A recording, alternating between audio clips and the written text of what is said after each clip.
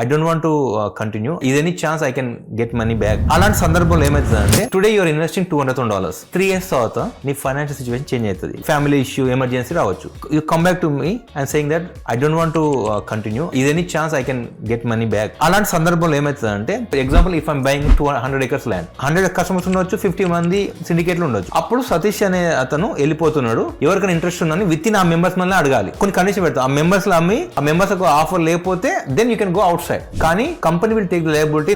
Example 3 years తర్వాత నువ్వు వెళ్ళిపోయినావు అనుకో, మనం ఒక 9%, 10% రాసుకున్నాం కండిషన్ ఏఫ్ఎస్ఎల్ త్రూ. ఆ 10% ఒక ఇంట్రెస్ట్ అక్యుమిలేటర్ మొత్తం తీసేసుకొని నువ్వు ఎగ్జిట్ తీసుకోవచ్చు. You're 100% secure in that manner, but you're not liable for the equity. ఎందుకంటే నీ ప్లేస్ వచ్చిన దానికి ఈక్విటీ మీద లయబుల్ ఉంటుంది. Any kind of sector, whether it's single storey house, double storey house, investment, commercial housing, doesn't matter. End product is money. Money should be secured. Customers feel secure when they are approaching the builder.